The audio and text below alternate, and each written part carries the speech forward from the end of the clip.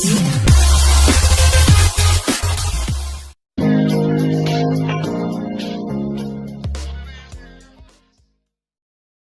বন্ধুসকল, মই হাইবুল ইছলাম আৰু আপোনালোকে চাই আছে চেনেল হাই। পোনপ্ৰথমতে আমি আপোনালোকক চেনেল হাইলৈ বহুত স্বাগতম জানিছোঁ।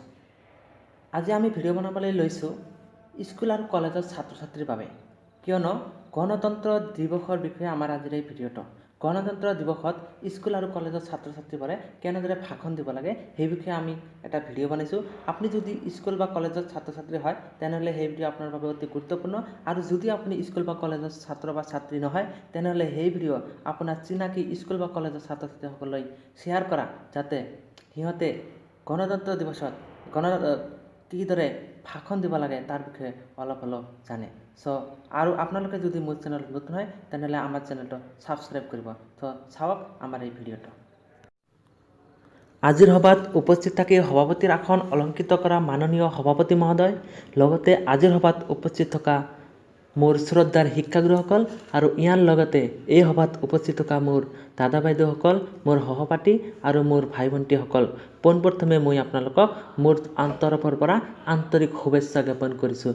এই পবিত্ৰ গণতন্ত্ৰ দিৱসৰ দিনা আপোনালোকে মোক এটা ভাষণ দিবলৈ যে সুবিধা দিছে তাৰ কাৰণে মই শিক্ষাগুৰুসকল আৰু সভাপতি মহোদয়ৰ ওচৰত কৃতজ্ঞ। আজিৰ এই বক্তব্যত অজানিতে যদি কিবা মোৰ ভুলকৃতি হয় তেন্তে মোক আপোনালোকে ক্ষমা কৰি দিব বুলি আশা কৰিলোঁ।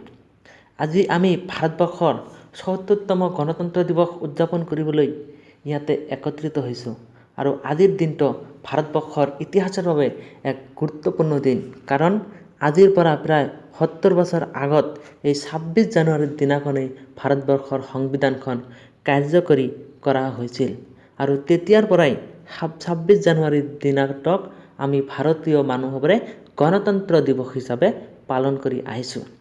গণতন্ত্ৰ দিৱসৰ মুখ্য সমাৰোহ আমাৰ দেশৰ ৰাজধানী চহৰ দিল্লীৰ লগতে আমাৰ ভাৰতবৰ্ষৰ বিভিন্ন ৰাজ্যসমূহত বহু উলাহ মালহেৰে পালন কৰা হয়।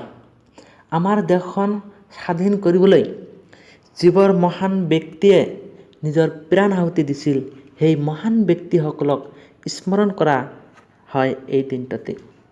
আজিৰ দিনটোক যিহেতু আমি গণতন্ত্ৰ দিৱস হিচাপে পালন কৰি আহিছোঁ, গতিকে গণতন্ত্ৰ মানে কি এই বিষয়ে কৈ মই মোৰ বক্তব্যৰ সামৰণি মাৰিম।